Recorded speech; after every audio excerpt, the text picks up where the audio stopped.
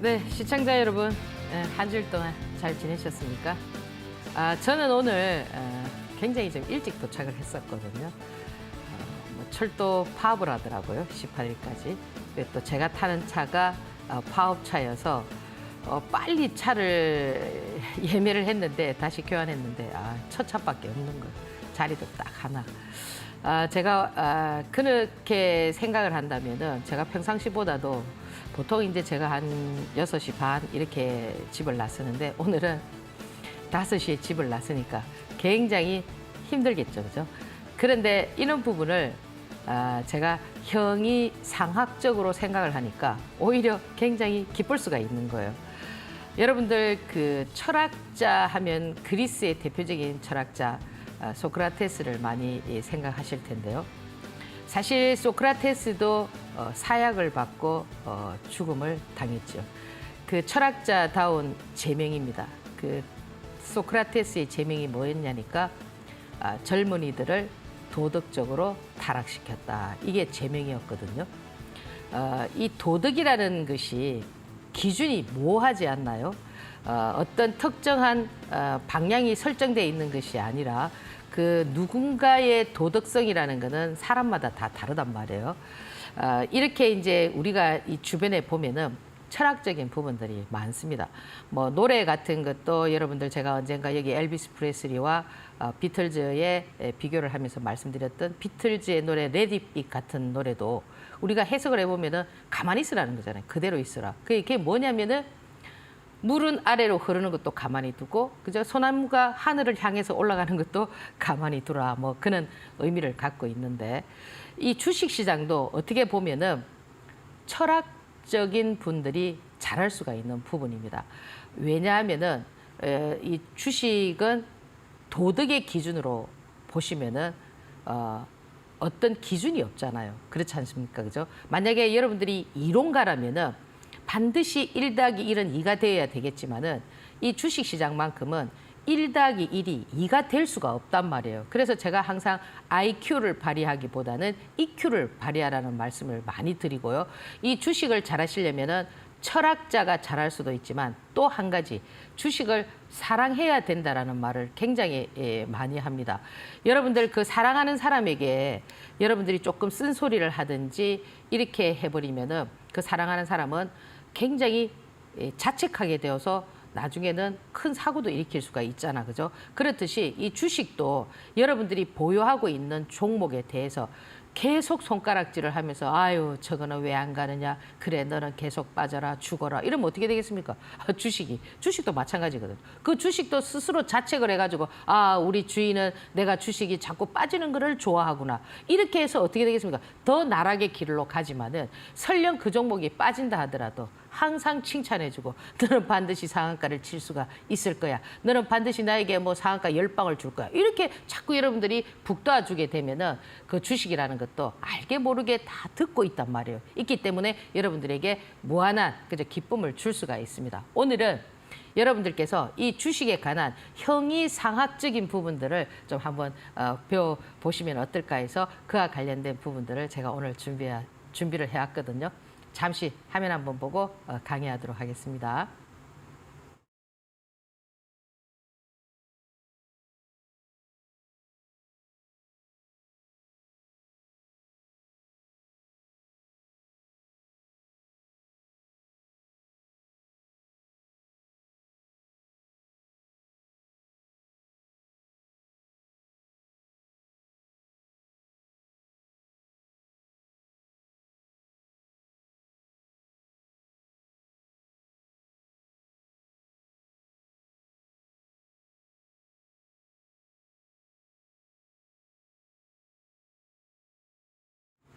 네, 제가 앞전에도 뭐 소크라테스에 대해서 뭐 잠깐 말씀을 드렸는데 소크라테스가 이제 그 사약을 받게 된 근본적인 그 이유는 뭐냐면 시기와 질투심이었거든요.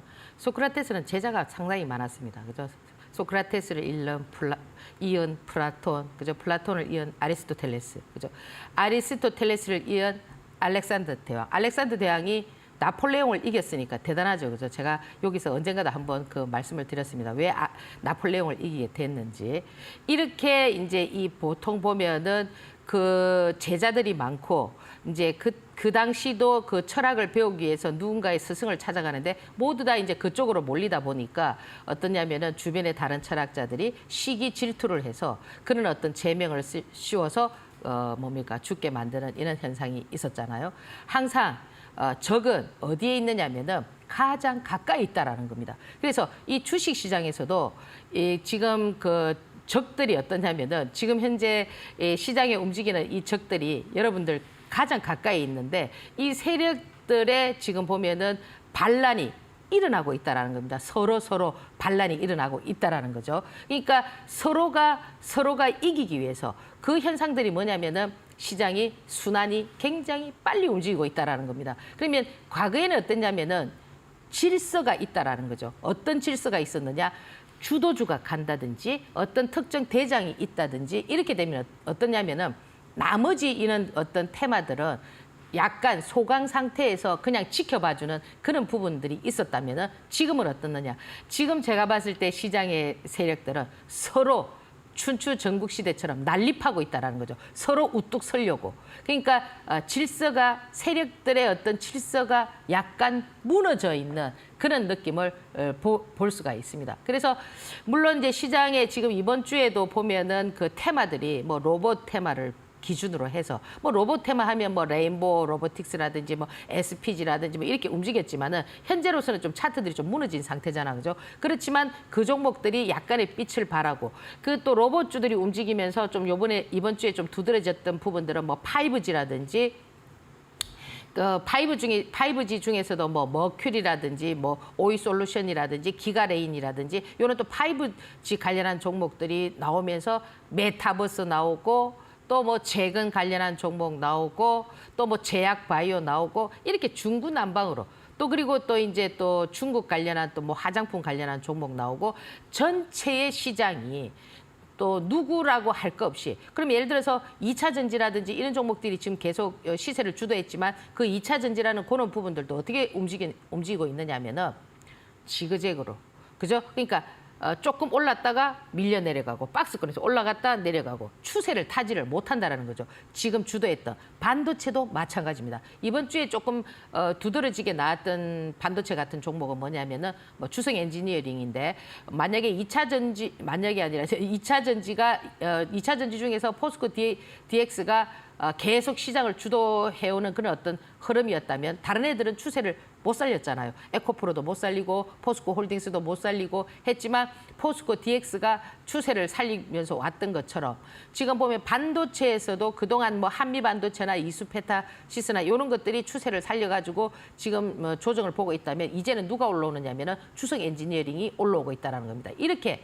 시장이라는 것이 여러분들이 판단하기가 상당히 어려울 정도로 종목들이 이렇게 지그재그로 움직인다라는 것은 뭔가 지금 시장에서의 균열이 좀 일어나고 있지 않나. 그죠? 서로 간의 어떤 시기 질투심이 일어나는 그런 시장이다. 그러면 이것을 또 우리가 역으로 해석을 해보면은 시장에 개인들이 워낙 실력이 좋기 때문에 그렇잖아, 그죠? 과거에 80년대 주식하시던 분, 90년대 주식하시던 분보다 지금 젊으신 분들도 상당히 주식을 많이 하신단 말이에요. 그런 분들이 깨어있기 때문에 받아들이는 흡수력이 과거에 주식 투자를 하시는 분보다는 굉장히 빠르단 말이에요. 빠르기 때문에 이 변화를 주는 것은 아닌가 이렇게 생각을 하는데요. 역시 여러분들께서 여기서 하나 짚고 넘어가야 될 것은 뭐냐면 이렇게 테마가 난립하고 있는 이런 속에서도 강한 종목만 살아남는다는 거예요. 그래서 제가 이 코너를 통해서 상한가의 의미가 뭐라는 얘기를 많이 드리고 나니까 이제 상한가를 또 많이 치지도 않고 그 또 상한가의 기법도 잘 맞아떨어지지 않고 그러니까 쉽게 말하면 그들이 알고 있는 어떤 비법들을 모두가 다 빨리 깨우쳐서 여러분들에게 알려줌으로 인해서 여러분들도 그것을 흡수해서 이런 부분이 있구나를 실행을 하다 보니까 좀 약간 세력들도 좀 난감하지 않나 이런 생각들도 하거든요. 그래서 아마 이런 시장은 추석 전까지는 그렇게 진행이 될 수밖에 없다라는 거. 왜냐하면 아직 불확실한 속에서 이 지수의 방향을 찾지를 못했다라는 겁니다. 그렇기 때문에 여러분들도 다음 주 역시도 가장 강한 종목, 그죠? 근데 그 강한 종목을 찾는다는 것이 그래 쉬운 건 아니에요. 왜냐하면 2,000개가 되는 종목들 중에서 그 종목들이 하나만 불쑥 올라오는 것이 아니고요. 어느 날은 얘가 조금 했다가 그 라인에서 파는 라인에서 어느 정도 물량을 다 정리했다면 또 다른 쪽으로 옮겨가는 이런 부분들이 있기 때문에 여러분들께서 좀 더 세심하게 시장을 좀 봐야 되지 않겠나 이렇게 보고요. 오늘은 그런 부분들을 또 여러분들하고 학습을 해보도록 하겠습니다. 잠시 화면 한번 보고 오늘 강의 진행하도록 하겠습니다.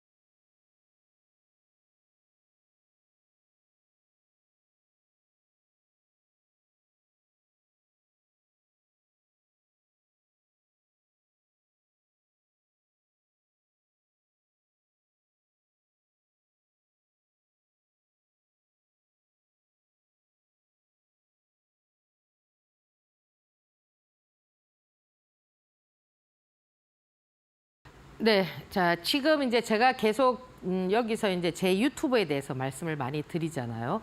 이제 제가 이 이데일리 TV도 이제 유튜브가 있는데 여기서 이제 제가 방송 끝나는 거는 바로 이제 방송 마치면 올라가지만 제 개인 유튜브가 있다고 말씀을 드렸습니다. 이게 화면 하단에 지금 내려가는데 제가 지난주에는 제가 드렸던 종목들 중에서 뭐 흥구석유가 뭐 단시간에 뭐 2, 3일 만에 한 46% 정도 나왔고요.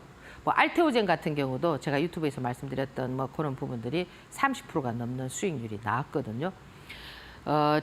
그럼 제 유튜브에서 지금도 제가 이제 뭐 제 유튜브에 꼭 집어서 뭐 이 종목을 보라 이제 하도 이제 여러분들이 종목을 이렇게 얘기를 드리니까 제 의도하는 바를 잘 몰라가지고 제가 또 이렇게 꼭 집어서도 이렇게 좀 올려놨거든요. 근데 이상하게 유튜브를 많이 안 보시는 거예요. 예, 구독자에 비해서. 그러니까 사실 그 유튜브를 이제 여러분들께서 잘 이해를 하시려면은 여러분들이 뭐 어떤 분은 이렇게 말씀을 하시더라고요. 꼭지가 너무 짧고 이래서 누구에게 알려주고 싶지 않다. 자기 혼자만 보고 싶다. 벌써 그분은 제 뉘앙스라든지 모든 것을 깨우쳤다라는 거죠. 아, 여기 무슨 핵심이 있다. 이 사람이 이런 얘기할 때는 이것이 핵심이다. 이런 거를 빨리 깨우치는데 처음 들어보시는 분들은 뭐 이거 뭐지? 이렇게 해서 뭐 종목이 이런데 이렇게 할 수가 있는데 자꾸 들어보시면은 제가 곳곳에 그냥 한 번씩 이렇게 툭툭 던져주는 그런 부분들이 핵심이 있고 여러분들께서 이렇게 단기간에 수익을 많이 낼 수가 있잖아요. 그리고 제가 여기서 올려드리는 것도 수익률이 상당하잖아, 그죠? 그래서 여러분들께서 제 유튜브를 좀 많이 보셔가지고 지금 힘드신 분들은 당장 내가 어떻게 누구의 도움을 받을 수 있는 그런 입장이 못 되고 그런 어떤 뭡니까 그 할 수 있는 그게 아니라면은 그 부분만 제 유튜브만 잘 연구를 하셔도요 상당한 수익을 만들 수가 있습니다. 그래서 여러분들께서 그러면 뭐 그 유튜브에서 매수가 얼마, 매도가 얼마, 뭐 손절가 크는 게 아니고요. 그거는 여러분들이 너무 많이 오버해서 원하시는 거고 자꾸 들어보시면은 뭔가에 거기에서 제가 던지는 메시지가 있다라는 걸 느낄 수가 있습니다. 그래서 요 하단부에 내려가는 요 부분들 좀 참고하셔서 제 유튜브 좀 참고하시고요.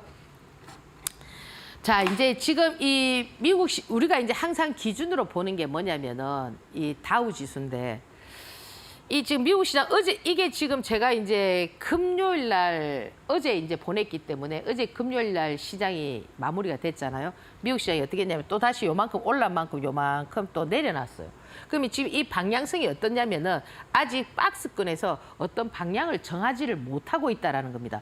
자, 그러면 미국이라는 사회도 그죠? 이런 부분들이 잘 원활하게 돌아가려면은 모든 것이 뭐 정치나 경제나 이런 것들이 그죠? 순탄해야 되겠잖아, 그죠? 근데 지금 이 미국 시장에서 어떤 얘기들이 나오느냐면은 바이든의 탄핵과 관련된 얘기들이 나온단 말이에요, 지금. 그러면 뭐 그런 얘기가 나온다고 해서 당장 탄핵이 되는 건 아니죠. 왜? 그 미국 사회도 상원이 있고 하원이 있는데 그걸 거쳐가는 게 하원에서 그랬다 하더라도 상원에 지금 현재 민주당의 의석이 많기 때문에 또 그것이 뭐 순조롭게 되지 않고 시간이 많이 걸리지만은 일단은 그런 부분들이 나오는 잡음들이 그렇게 썩 그하지가 않다라는 거예요. 그러면 이 바이든의 탄핵은 어떻게 해서 자꾸 얘기가 나오느냐면은 바이든이 잘못한 것이 아니고 바이든이 과거에 그 오바마 정부 때 부통령으로 있었잖아, 그죠? 그 당시에 이제 이 바이든도 아들이 2명이 있는데 첫째 아들은 사고로 그죠? 일찍 죽고 그죠? 이제 둘째 아들이 있는데 이 참 자식 농사만큼은 마음대로 되지가 않는 것 같아요. 그렇잖아, 그죠? 그래서 우리 과거에 우리 조상들이 선조들이 뭐라고 했습니까? 무자식 상팔자다. 이러니까 지금 젊은 친구들 절대 결혼도 하지 않고 자식도 낳지 않고 그죠? 그 선조들의 말을 잘 따르는 것 같은데 이 바이든 같은 경우도 이제 아들이 그 당시에 무슨 뭐 로비를 받았나 어쨌나 이런 부분들이 부각이 되면서 그런 얘기들이 지금 왔다 갔다 하고 있으니까 뭐 여튼 어떤 지금 우리는 당장 그 사회에 살고 있지는 않지만 뭐 그런 부분들이 또 이렇게 시장에 적용이 될 수도 있거든요. 그게 뭐 꼭 물가지수다 뭐다 뭐 이런 현상이 아니어도 그래서 지금 보면은 요런 그림들이 뭐냐면은 내년 11월 대선 그죠? 그 이제 이 또 이제 그 항상 누구든 제가 아까 그 철학도 형이 상학적인 게 있고 형이 하학적인 것이 있듯이 어떻게 해석하느냐에 따라서 달라지는 것이 있듯이 이 바이든을 또 뭡니까 또 공격하는 대상들은 뭐라도 흠을 잡을 수가 있잖아, 그죠? 대표적인 게 뭡니까 신하이잖아, 그죠? 아이고 저 사람 노망 들었나 걸어가다가 막 엎어지고 뭐 말 실수하고 이렇게 그죠? 나이가 드니까 그런 것도 막 흠을 잡아서 할 수가 있단 말이에요. 어느 사회나 우리 사회나 뭐 미국 사회나 똑같단 말이에요. 그런 거는 뭐 아프리카 아니라 어디라도. 그래서 그런 것들이 지금 현재 어떻게 진행되고 있는가, 다음 대선, 내년 대선을 어떻게 할 건가, 그죠? 그런 부분들 때문에 이 지금 지표가 치고 나가지를 못해요. 박스에 있단 말이에요. 박스에 딱 가다 놨단 말이에요. 그러면 우리 시장도 어떻냐면은 저는 뭐 다우 지수보다도 죄송합니다. 거래소보다도 지금 우리 시장에서는 저는 이 코스닥 시장을 집중적으로 보고 있죠.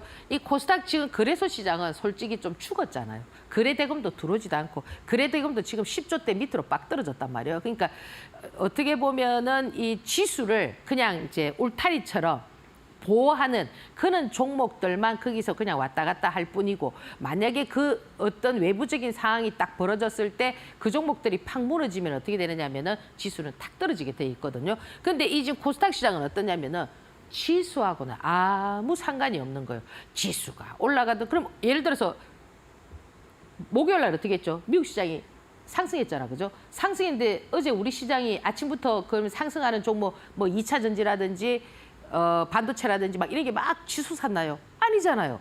그 전날 미국 시장이 빠졌을 때 어떻게 했습니까? 2차 전지하고 막 이런 종목들이 막 올라갔잖아, 그죠? 그러면 이 시장이라는 건 어떠냐면은 여러분들께서 생각하는 그런 게 아니라 형이 상학적으로 움직이고 있단 말이에요. 그러면 지금 이 코스닥 시장 같은 경우도 지금 우리 시장이 이렇게 돼 있어도 미국 시장이 빠졌다고 해서 이렇게 밀린다고 해서 또 중리, 산이 이게 아니고요. 그 중에서도 움직이는 종목이 있단 말이에요. 제가 조금 전에 말씀드렸던 이 세력들의 반란, 그죠? 그러니까 너도 나도 지금 뭐죠? 서로가 서로의 경쟁을 가지면서 자기들이 이쪽으로 갔으면 자기 종목을 막 움직이려고 하고 높이 띄우려고 하고 또 자기들이 이쪽 세력이 세면은 이쪽에서 막 당기려고 하는 이런 모습들이 보이잖아요. 그래서 지금 여러분들은 이 지수에 대해서는 신경 쓰지 말라, 그죠?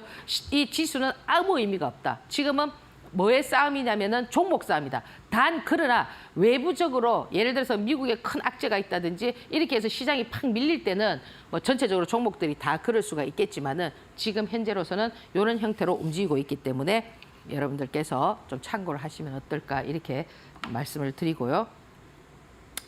저는 오늘 주식 시장의 유전자, 그죠? 이제 여러분들 이게 이 바라보는 법칙 따라하는 법칙 이런 것들이 전부 다 뭐냐면 유전자 법칙이란 말이에요. 대표적인 게 뭐냐면은 여러분들 그 자녀를 뭐 임신했거나 이랬을 때 그 젊으신 분들 뭐 합니까? 태교하잖아, 그죠? 그 왜 태교를 합니까? 자녀가 예를 들어서 여러분들이 훌륭한 자녀를 낳고 싶다 하면은 좋은 음악을 듣고 훌륭한 사람을 많이 보고 그런 게 다 뭡니까? 이 바라보는 법칙 이런 게 뭐예요? 또 그리고 그 사람이 과거에는 보면은 그 사람이 이렇게 이런 옷을 입어서 아들을 많이 낳았다. 그죠? 지금 이제 이 젊은 친구들한테는 이런 얘기가 너무나 참 우스운 얘기일 수가 있겠지만은 과거에 우리 그 조선시대 칠거제약이라든지 그것이 이제 근대 사회로 넘어오면서 불과 뭐 한 10년 전, 뭐 십몇 년 전만 하더라도 아들을 못 낳으면 이거 뭐 진짜 이거는 뭐 집에서 대우를 못 받고 그런 여성들이 되게 많고 지금도 그럴 수도 있거든요.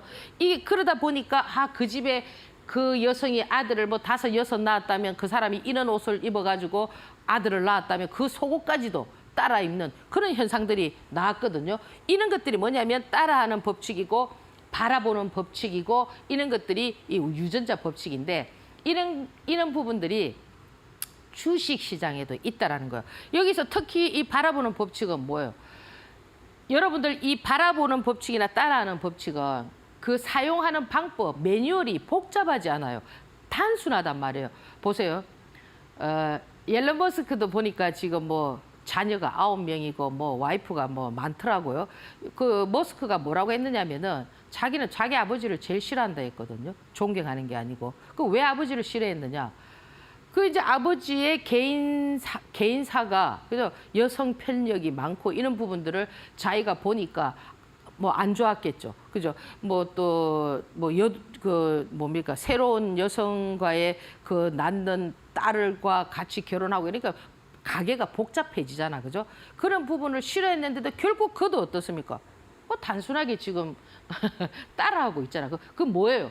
그러면 그 복잡했습니까? 그냥 딱 보고 있었잖아. 아버지 저래 하구나. 저렇게 해서 아버지가 살았구나. 자기는 안 그래야지 하면서도 이렇게 되는 현상. 또 예를 들어서 여러분들 보면은 자녀분을 예쁘게 낳고 싶을 때는 어떻습니까? 예쁜 사진을 많이 보고 또 스스로가 예뻐지고 싶을 때는 또 예쁜 사람들을 많이 보고 저는 사실 저도 좀 많이 예뻐지고 싶어서 항상 예쁜 여성들을 좋아하고 예? 저도 아침에 일어나면 항상 거울 보고 야, 너 참 진짜 예쁘다 이렇게 제가 스스로 칭찬하거든요. 그게 뭐냐면 그런 거란 말이에요. 그런 거. 그런 것처럼 주식시장에도 이 유전 법칙, 바라보는 법칙, 따라하는 법칙이 있단 말이에요. 어떻게? 자꾸 주식이 내려가는 주식 있잖아요. 역방에서 이렇게 막 흘러내리는 거. 그런 거를 자꾸 사모으려고 하시는 분들이 있어요. 제가 지난주에도 여기 우리 옆에 카페 사장님 말씀드렸지만 묻어둔다고 했잖아요. 그죠? 왜 묻어두느냐 이게. 묻어두는 거는 뭐예요? 죽이는 거잖아. 죽이는. 그런 죽이는 주식보다는 어떻습니까? 상한가를 빵빵 치면서 지금 제가 요 화면이 끝나고 나면 제가 지난주에 드렸던 종목들 그 앞에 드렸던 종목은 어떻습니까? 단 2, 3일 만에 100% 이상의 수익이 나왔고 그 이후에도 더 나왔잖아. 그죠? 이번 주에도 수익률이 상당하단 말이에요. 그 왜 그러냐면은 여러분들께서 강한 종목, 상한가를 치는 것 그런 종목들을 자꾸 바라보는 연습을 하셔야 된다라는 겁니다. 자꾸 이렇게 쓰러져 가는 거를 물량을 모으려고 하지 말고 그건 결국 어떠냐면은 주인이 없잖아요. 이제 오늘 제가 여러분들 어떤 종목들이 주인이 있고 어떤 패턴인가 이런 것들도 제가 설명을 좀 드릴 텐데요. 여러분들께서 이런 부분들을 좀 바꿔가는 그런 매매 스타일을 제가 말씀을 드리는 겁니다. 제가 여기서 기법을 설명하고 뭘 하고 그거 뭐 모르는 사람 어디 있습니까? 뭐 3분, 5분만 하면 다 배울 수가 있는데 그렇지만 이런 부분들이 전부 다 어떠냐면은 철학적으로 형이상학적인 부분이란 말이에요. 그래서 철학을 여러분들이 공부를 해야 주식을 잘할 수가 있습니다. 너무 매뉴얼에 빠지고 여러분들이 이론적인 부분에 빠지게 되면은 여러분들께서 낭패를 볼 수가 있어요. 이론적으로는 맞죠. 저가 종목 빠지는 거 모아가지고 크게 먹겠다. 그건 맞죠. 이론적으로. 근데 내가 빠지는 종목을 많이 모아가지고 그 종목이 가느냐 이거죠. 안 가잖아요. 그게 안 맞다는 거죠. 아시겠죠? 그죠? 그래서 오늘 이런 부분들을 한번 참고해서 보도록 하겠습니다. 자, 보세요. 수익률 대단하죠. 박셀 45%, 젠큐리 30%. 제가 지난주에 어디 저점 잡으라고 했어요? 월화 저점을 잡으라고 했어요. 얘는 화요일 날 고점 나왔죠. 목요일 날 나왔죠. 목요일, 월요일, 수요일, 금요일 이렇게 나와 있습니다. 전부 다 수익률이 그러니까 월화에 여러분들이 저점을 잡아두면은 최소한 10% 이상의 이렇게 수익이 나온다라는 거예요. 자, 여러분들 있잖아요. 이런 종목을 할 때는 뭐가 굉장히 중요하냐면은 타이밍이 되게 중요해요. 특히나 박셀 같은 경우는 화요일 날 매도를 안 했다면은 지금 손실이 상당히 클 겁니다. 그래서 과거에 보면은 그 뭐 세상은 넓고 뭐 할 일은 많다. 그 자서전을 썼던 그 대우의 그 김우중 회장님, 지금은 이제 대우라는 그룹이 망해버렸잖아요. 그 왜 망해버렸냐면은 그 타이밍을 잘 못 맞춘 거죠. 거기 보면은 시간에 대한 그런 부분들을 많이 얘기해놨는데, 대우가 1999년 그 IMF 이후에 그 전에는 이 대우라는 기업이 얼마나 큰 기업이었냐면은 삼성 다음으로 큰 기업이었어요. 그 당시는 현대라는 기업보다, 지금은 삼성과 현대가 대기업이 그냥 뭐 어금버금 하지만은 그 당시에는 대우라는 기업이 삼성을 능가할 정도로 상당히 큰 기업이었어요. 근데 그 타이밍을 왜 못 맞췄느냐면은 부도가 난 거죠. 왜 부도가 났냐면은 그 당시 우리 1999년도에 1년 예산이, 지금 우리 1년 예산이 얼마입니까? 600조, 700조 이런데 그 당시는 85조였단 말이에요. 그 85조의 예산보다도 더 많은 부채를, 89조라는 부채를 떠안게 된 거죠. 그러니까 밑돌 공구고 웃돌 공구고 이제 그 뭐 또 거기다 분식 회계까지 이제 뭐 이렇게 막, 그죠? 여러분들께서는 왜 이런 부분들이 진행이 될 수가 있느냐면은 시간을 못 맞췄다라는 거예요. 왜 시간을 못 맞추느냐? 그것을 결제하고 이렇게 해야 되는 그런 시간대를 못 맞췄기 때문에 그는 큰 사고가 나거든요. 그런 것처럼 기업도 그렇듯이 주식도 이 타이밍을 잘 맞추지 못하게 되면은 어떻게 되느냐면은 그 수익률을 고스란히 그냥 다 뱉고 오히려 손실이 나는 경우가 많아요. 그래서 이 주식이라는 거는 매수는 절대 어렵지가 않습니다. 매도가 그만큼 중요하다라는 거예요. 매수는 누구나 다 할 수 있죠. 여러분들 초등학생도 여러분 자녀분들이 있으면 해놓고 야 이거 한번 사봐라. 아무 데나 사면 되죠. 사면 되는데 그 타점, 매도 타점이 어디냐를 알아야 된다는 거예요. 그럼 이 매도 타점이라는 건 뭐냐면 분봉을 볼 줄 알아야 되고 일봉도 볼 줄 알아야 되고 파동도 볼 줄을 알아야 되는 거예요. 무조건 그것이 뭐 딱 정해져 있는 게 아니라는 거예요. 특히나 이런 수급은 도덕적으로 보면 됩니다. 아까 제가 철학 뭐라고 했어요? 도덕이라는 거 뭐예요? 기준이 없잖아요. 사람마다 다 다르잖아요. 그러면 이런 종목들은 어떠냐? 그때마다 어떻게 되느냐? 기준이 어떻게 되는 거예요? 달라지는 거예요. 그러니까 아침에는 요렇게 됐는데 얘가 요렇게 변화를 주면서 요렇게 또 기준이 달라지고. 그러니까 보통 여러분들 이러잖아요. 뭐 이거 얼마 갑니다. 그렇게 얘기를 하면은 근데 왜 이거 대표님 이만큼 안 갑니까? 해서 막 이거 뭐 전문가들이 전부 다 사기꾼인가 막 이렇게 생각을 많이 하시잖아요. 그게 아니라는 거예요. 그 상황이라는 것이 그때그때 달라진단 말이에요. 그때 볼 때는 매도가가 10,000원이었다면 그 상황이 바뀌면은 9,000원이 될 수도 있는 거예요. 그래서 여러분들이 이런 부분들은 항상 어떻게 보셔야 되느냐면은 손절을 잡을 때도 일봉을 보고 손절을 잡는 게 아니에요. 분봉을 보고 손절을 잡아줘야 되고요.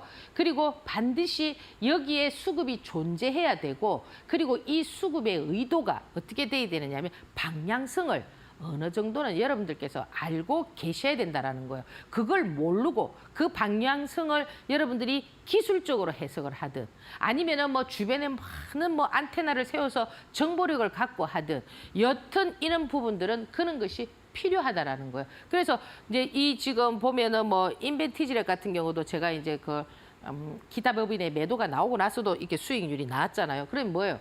조금 더 팔아먹을 게 남아 있다. 그러니까 이 선수들이 올릴 때 따라가도 여러분들이 수익이 나고요. 그들이 팔 때 들어가도요. 충분한 수익 구조를 형성할 수가 있습니다. 그래 그것을 볼 줄 알아야 된다는 거죠. 오늘 저는 이 종목들 중에서 여러분들이 이제 좀 많이 좀 질문을 하셔가지고 유상증자, 무상증자 여기에서 지금 이 박셀바이오가 제가 드리고 나서 45% 화요일날 고점 나는 이 화요일날 상한가 쳤거든요. 상치고 밀렸는데 요 종목에 대해서 여러분들이 유상증자, 무상증자에 대해서 많이 궁금해 하셔가지고 제가 설명을 드리도록 하겠습니다.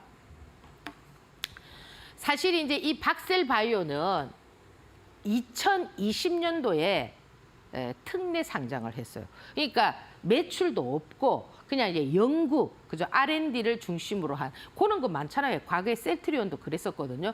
그렇게 이제 상장을 해가지고 단숨에 2020년도에 10,000원에 상장해가지고 3개월 만에 29만 9천을 막 30만 원을 찍었어요. 그러니까 대단한 종목이라고 보시면 됩니다. 그래서 이제 보통 이제 이 특례 상장을 해도 이제 4년 동안의 시간을 주는 거예요. 4년 동안에 매출이 발생이 돼야 되는 거예요. 최소한 30억 정도는 매출이 발생이 돼야 되는데 지금 현재 박셀바이오 같은 경우는 매출이 없어요. 그러면 2025년도까지 매출이 없을 때는 이 종목이 관리 종목으로 넘어가고 거기서 또 매출이 없으면 어떻게 될까요? 상폐가 되는데 아직까지 시간이 있으면서 이 박셀바이오라는 것은 이제 매출이 발생할 수 있는 그런 부분이 생겼잖아요. 뭐 간암 이런 부분이 아니고요. 간암, 임상, 이상 이런 부분이 실질적으로 어떤 경쟁사하고 비교를 했을 때 이 퍼센테이지가 좀 낮단 말이에요. 지금 현재 간암 치료하고 있는 어떤 경쟁사에 회복할 수 있는 간암 회복할 수 있는 확률이 60% 70%라면은 이번에 박셀바이오 같은 경우는 30%에서 40%밖에 안 돼요. 그러면 이제 월등해져야만 되는데 그것보다는 지금 이 매출 구조를 발생할 수 있는 부분이 뭐냐면은 박스루킨이라고 그 동물들 있잖아요. 그 반려견들. 뭐 그와 관련한 부분으로 해서 지금 이제 기술 수출하고 이제 그 뭐 조건부 허가를 얻기 위해서 뭐 이런 여러 과정이 있지 않습니까? 그죠? 그래서 이제 지금 그런 부분들이 매출이 발생을 할 수 있는 끈덕지가 있다라는 거죠. 회사 자체 내에서도 조금 이제 자신감을 갖고 있기 때문에 자기들이 이제 유상증자를 하는데 이 유상증자도 두 가지 경우가 있어요. 그러니까 보통 여러분들 삼자 유상증자 배정 그게 대표적인 게 뭐냐면 레인보우 로보틱스잖아요. 레인보우 로보틱스가 3만 원대 삼성에서 600억 제3자 유상증자를 하면서 20만 원까지 지금 찍었지 않습니까? 지금 이제 내려오고 있지만 그래도 뭐 18만 원, 17만 원입니다. 그럴 때는 호재가 되어가지고 더군다나 삼성이라는 걸 등에 업었으니까 얼마나 주가가 고공행진을 하겠나요? 그래서 보통 우리가 삼자 배정을 한다면은 주가가 좀 이렇게 상승을 해요. 근데 이렇게 주주 배정을 할 때는 어떻게 되느냐면은 주가가 하락을 하게 돼 있어요. 주주를 상대로 이제 유상증자를 하니까 쉽게 말하면은 표현이 좀 그럴지 모르겠지만 주주들을 상대로 삥을 뜯는 거잖아. 그렇잖아요. 좀 싼 가격에. 그죠? 그래서 지금 이 유상증자를 하는데 이 유상증자 대금이 얼마냐면 1,000억이에요. 작은 돈이 아니에요. 그러면 이 지금 박셀바이오 같은 경우는 자기들이 이거 1,000억을 해가지고 뭐 회사도 짓고 뭐 이제 어떻게 하겠다는 취지를 보이고 있잖아요. 그러면 지금 현재 시총이 한 6천억 되거든요. 거기서 6분의 1이면 상당히 큰 돈인데 1,000억이라는 돈을 어떻게 주주들한테 이제 지금 유상증자를 실시하느냐면은 이 유상증자는 항상 기준일이 있단 말이에요. 기준일이 9월 21일 기준이면은 유상증자를 받으실 분들은 요 날짜를 보면은 항상 우리가 정권사는 결제가 3일 결제 아닙니까? 그죠? 요 21일 날까지 있어야 되는 것이 아니고 19일까지 요 3일 전에 요거를 보유하고 있어야만 여러분들께서 유상증자를 받을 수가 있는데요. 삼자 배정일 때는 권리락이 안 돼요. 근데 이렇게 개인별로 유증을 할 때, 주주 대상으로 유증을 할 때는 여기 가지고 있는 사람은 9월 19일까지 보유를 해야 되고 요 9월 19일까지 가지고 있는 사람은 다음 날 권리락이 되는 거예요. 그러면 그 권리락은 어떻게 되느냐면은 지표가 가격이 떨어진다고 지표가 푹 빠지는 것이 아니고요. 그 지표는 똑같은데 가격이 퍼센테이지대로 얼마큼 하느냐에 따라서 그 이제 지금 가격이 이제 확정가가 어떻게 아직 확정가는 안 나왔단 말이에요. 확정가는 언제냐면 10월 27일 날 정확한 확정가를 만들어요. 그러면 지금 현재 가격은 얼마냐면 25,550원이에요. 그러면 만약에 주가가 그때보다 더 빠지면 어떻게 되겠습니까? 낮아질 수도 있고 주가가 또 올라가면 또 높아질 수도 있고 그것을 이제 10월 27일 날 결정을 하는데 여러분들께서 9월 21일 날 요 기준일에 따라서 요거를 19일까지 보유하고 계신 분은 두 부류가 있을 수가 있겠죠. 예를 들어서 나는 유증을 받겠다고 하시는 분이 있을 거고 또 한 분은 뭡니까? 어쩔 수 없이 위에서 높이 사가지고 팔지 못하는 상황이 되시는 분 두 부류가 있을 거란 말이에요. 그러면 일단 기준일이 19일이고 권리락을 맞고 난 다음에 이제 11월 1일에서 2일 사이에 청약을 해야 되는 거예요. 여러분들이 이제 돈을 내야 될 거 아닙니까? 그러면 정권사에 전화하면은 방법을 알려주는데 그게 뭐 청약을 하지 않고 그 전에 뭐가 나오느냐면은 요 11월 1일과 2일 그 사이에 신주 물량이 나와요. 그러니까 지금 이 유상증자가 대충 뭐 0.16, 한 26%를 주는 거예요. 그러니까 100주에 26주를 주는 거예요. 그러면 그 26, 예를 들어서 내가 100주를 보유하고 있다. 그러면 26주가 나와요. 여러분 계좌에 딱 이렇게 들어갈 겁니다. 찍혀요. 그러면 나는 이것을 받고 싶지가 않다. 그러면 어떻게 하느냐면 그 신주 물량을 팔면 돼요. 요 하기 전에. 그것도 파는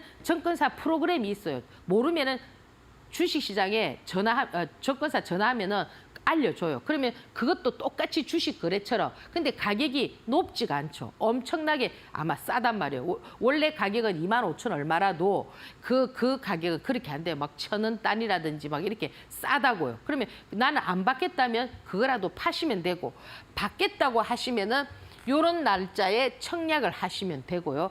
그러면 요렇게 청약이 되고 나면은 11월 9일 날 납입은 어떻게 하느냐? 여러분 계좌에서 돈이 들어있으면 자동적으로 나가게 되어 있습니다. 그거는 시스템으로 되어 있고요. 그러면 여러분들이 요 과정을 다 거쳤다. 내가 받는 그런 기준에 거치고 나면 어떻게 되느냐? 11월 28일 날 입고가 돼요. 주식이 이제 들어오는 거예요. 그래서 이 유상증자에 대해서 여러분들이 좀 알고 계셔야 된다. 그러면 이 종목은 어떻게 되느냐? 유상증자도 하고 무상증자도 하는 거예요. 자, 그러면 보세요.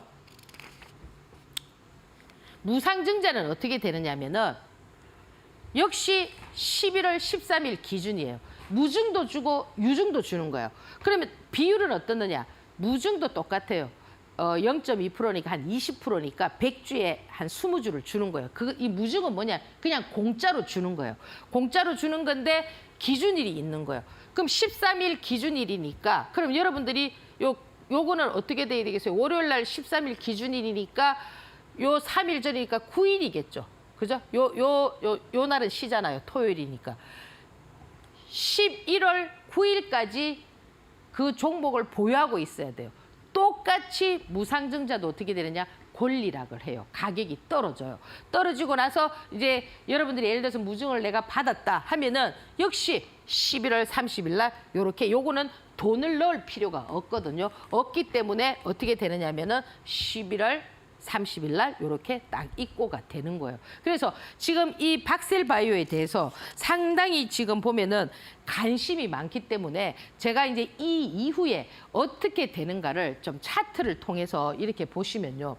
지금 요 차트를 조금 더 당겨서 이렇게 했어야 되는데 요 앞에 그림이 조금 나와야 되는데 요 앞에 그림이 어떠냐면은 계속 음봉이 떨어지면서 요런 모양을 지금 갖추고 있잖아요. 요렇게 지금 잘 보세요. 그러면 지금 여기서 우리가 보면은 이 세력들이 이 지금 박셀바이오라는 거는 뭐예요? 만 원짜리를 30만 원까지 만들었다. 단 3개월 만에. 보통 세력이 아니지요. 세력이 없이 어떻게 그렇게 만들 수가 있습니까? 그렇잖아요. 그죠? 그렇게 해서 지금 현재 가격이 어떠냐면 3만 원대니까 10분의 1 토막이 나 있단 말이에요. 그러면 지금 이 종목을 보유하고 계시는 분들은 대부분 그 매수 가격대가 이런데 사지 않고서는 위에서 만약에 했다면은 아마 10만 원대 많이 가지고 있을 거예요. 10만 원대에서 많게는 20만 원대. 자, 그러면 보세요. 얘가 지금 유증을 하게 되면 제가 그랬잖아요. 유증을 해서 가격이 전부 다 이렇게 권리락되지만 얘가 지금 35,000원인데 3만 원이 됐다고 해서 여기 뚝 떨어지는 게 아니란 말이에요. 요즘은 유증을 한다고 하고 권리락 되고 난 그 다음날 막 뛰는 경우가 되게 많아요. 이렇게 보면은 이렇게 뛰는 경우가 많거든요. 이렇게. 그럼 지금 얘 같은 차트를 보면은 지금 이 종목이 위에서 지금 보면 근자에 이 앞에 여기 차트를 보면은 여기 앞에 이게 한 7만 원짜리 고점이 있습니다. 고점을 만들고 전부 음봉으로 내리고 이렇게 내리는 이유가 뭐냐면 이 세력들이 주가를 뺄 때도 두 가지 방법이 있어요. 어떻게 빼느냐? 푹푹 빼는 경우가 있고 올렸다 내렸다 이런 경우가 있어요. 이런 경우는 어떠냐면은 사람 심리가 그렇거든요. 주가를 올렸다 내렸다 하면 어떻게 해요? 여러분들도 올려줄 때 어때요? 팔아야지 하면서 조금 팔았다가 또 내려오면은 조금 더 사가지고 또 올리면 팔아야지 이렇게 심리가 그런 심리지만은 그러면 어떠냐면은 물량이 여러분들 물량이 들어갔다 나갔다 한단 말이에요. 물량이 나갔다 들어갔다. 근데 만약에 고점 대비해서 예를 들어 고점이 10,000원인데 갑자기 그냥 막 30% 이렇게 빼버리면 어떻게 합니까? 여러분들. 그냥 자포자기해가지고 물량을 줍니까? 에이씨 될 대로 돼봐라. 뭐 너가 하는 대로 해봐라. 이래서 관심을 안 가진단 말이에요. 두 가지 방법이 있어요. 그럼 그렇게 두 가지 방법을 쓸 때도 이유가 있는 거예요. 그러면 이렇게 올랐다 내렸다 할 때는 뭐예요? 약간의 매집 형태가 있는 거예요. 이 주가라는 것은 항상 이 세력들이 물량을 가할 때 바닥에서만 이렇게 잡는 것이 아니고요. 높여가지고도 띄워야 물량이 나올 거 아닙니까? 아까 제가 물량을 팍팍 빼버리면 여러분들 던집니까? 안 던지잖아요. 자포자기 해갖고 아 그래 될 대로 돼보라 이래 되잖아, 그죠? 그렇기 때문에 물량을 잡을 때도 방법이 있는 거예요. 그러면 이런 식으로 움직여가지고 지금 차트를 이렇게 지금 만들어 놨는데 지금 여기서 가장 핵심이 요거거든요. 요거 지금 보면은 여기에 거래량이 대량 거래가 터지면서 상한가를 치고 이렇게 밀었는데 이것이 매집이냐 팔아먹었느냐 그거는 지금 아무도 몰라요. 이거는 어떻게 돼야 되느냐. 이 뒷그림이 나왔을 때 아 이거 매집이었구나. 근데 통상적으로 이렇게 봤을 때 상한가를 치고 이렇게 이런 형태 지금 이렇게 거래가 죽으면서 뭔가 지지력을 갖추고 있는 이런 모습을 봤을 때는 얘는 유상증자가 끝나고 나서 그죠? 뭔가 좀 모멘텀을 형성하지는 않을까. 왜냐? 나올 재료들이 많잖아요. 예를 들어서 이런 게 있거든요. 어떤 기업이 매일 매출이 좋아, 영업이익이 좋고 맨날 실적이 좋아요. 그런 경우는 또 다음에 실적이 좋아도 그 주가에 크게 영향을 안 받습니다. 그런데 완전 쓰러져가는 기업이, 그죠? 적자에 적자를 하던 기업이 물건도 하나도 못 팔던 기업이 달랑 물건 하나 팔아도요. 그게 완전 기사가 돼갖고 상한가를 칠 수가 있어요. 그게 지금 주식시장의 형이상학적인 부분이라는 거예요. 이해할 수 없는 부분. 아시겠죠? 그래서 주식이라는 거는 그렇게 움직이기 때문에 지금 요 종목을 보유하고 계신 분들은 잘 생각을 해보시고 지금 이 바닥에서 10만 원에 산 사람이 유상증자 한다고 빠져봐야 뭐 몇천 원 빠질 건데 팔겠습니까? 그러니까 그런 부분들을 잘 생각하셔서 이 기업이 아직 시간이 있으니까 어떤 방향성을 찾을까, 그죠? 한번 잘 생각해 보시기 바랍니다. 그래서 제가 이제 오늘 유상증자와 무상증자에 대해서 충분하게 설명을 드렸으니까 잘 참고를 하시고요.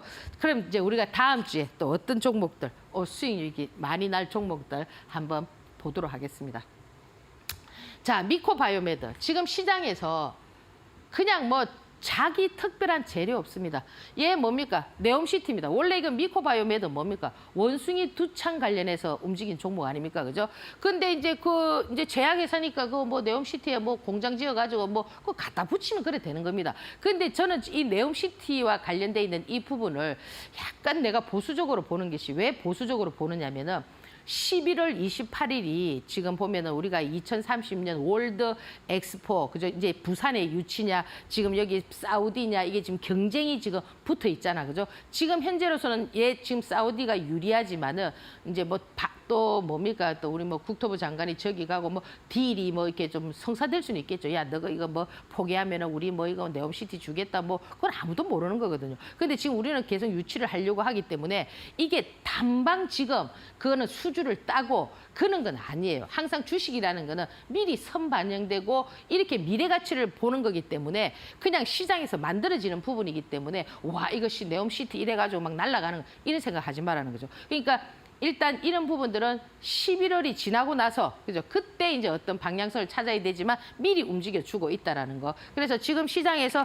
가장 강하고 그죠? 핫한 종목들만 제가 말씀을 드리고 있으니까 잘 참고해서 상한가를 쳤던 종목은 어떻게 트레이딩 해야 되는가. 그죠? 제가 설명을 드렸습니다.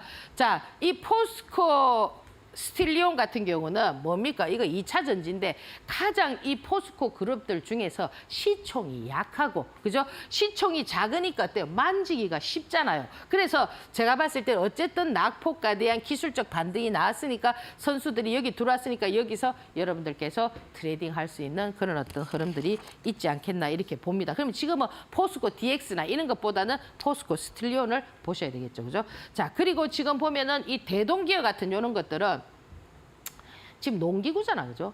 이 지금 보면은 금요일 날 대동기업, 뭐 대동스틸, 대동금속, 뭐 대동만 붙으면 막 다 갑니다. 얘가 지금 이제 로봇 관련해서 움직이는데 얘가 사실 3일 동안 뭐 했냐면은 단일가 거래가 됐었거든요. 하고 나서 이제 상한가를 빡 때렸기 때문에 벌써 여기도 상한가 때렸죠. 근데 얘는 호가창이나 이런 거 보면 여러분들 그게 만만치가 않아요. 그러니까 이런 것들은 뭐냐, 여러분들이 그냥 눌림시, 그죠? 그냥 팍 쏟아지면은, 그죠? 감사합니다고 한번 해가지고 이거는 뭐 물량을 많이 싣고 있는 게 아니에요. 지금 제가 드렸던 지금 현재의 종목은 여러분들이 뭐 물량을 많이 사가지고 뭐 인생 역전하자 이게 아니고요.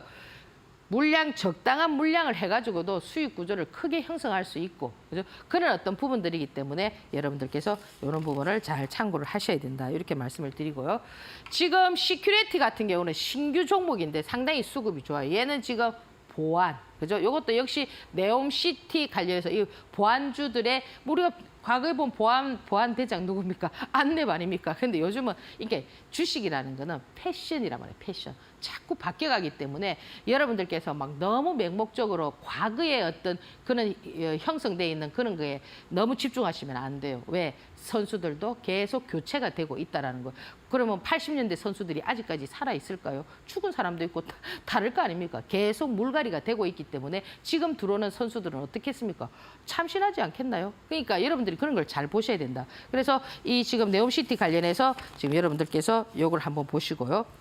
마지막으로 지금 보면은 에이블 CNC인데 항상 차트라는 것이 이렇게 딱 정배열이 되어 있을 때, 제가 아까 그랬잖아요. 막 역배열이 되어 있는 거, 그런 거 막 무대기로 사가지고 막 그저 물량 많이 사가지고 이런 꿈을 꾸지 말라. 지금은 그런 거 절대 안 된다. 그러니까 무조건 이렇게 올선에 살아있는, 그러면 화장품이 얘밖에 없습니까? 한국 화장품 있고 한국 화장품 제조도 있고 코리아나도 있고 뭐 많이 있지만 왜 에이블 CNC냐 이거죠. 선수가 에이블 CNC를 선택했단 말이에요. 그럼 얘가 다른 애들보다 괜찮으냐? 아닙니다. 여기 앞에 있는 매물대 많았지만 그냥 다 뚫었단 말이에요. 매물대를. 이 앞에 요 매물대가 있었단 말이에요. 있었던 그 매물대를 뚫었기 때문에 여러분들께서 여기서 관심 있게 여기서 어떤 트레이딩하는 방법을 잘 찾아보시면은 충분하게 또 여기서도 수익률이 잘 날 수 있는 그런 부분이 있습니다. 이런 거는 트레이딩 방법을 좀 알아야 되겠죠, 그죠? 자, 오늘 여러분들하고 저도 이제 우리가 정과 사랑, 그죠? 정은 좀 형이 상학적이죠, 그죠? 표현할 수 없지만, 근데 여러분들 시청자 여러분하고 저하고 정이 많이 드는 것 같아요. 오늘 또 강의 끝나고 내려가려고 하니까 좀 아쉬운데 여러분들도 아쉬움을 뒤로하고 다음 주에 또 여러분들하고 뵙도록 하겠습니다. 예, 감사합니다.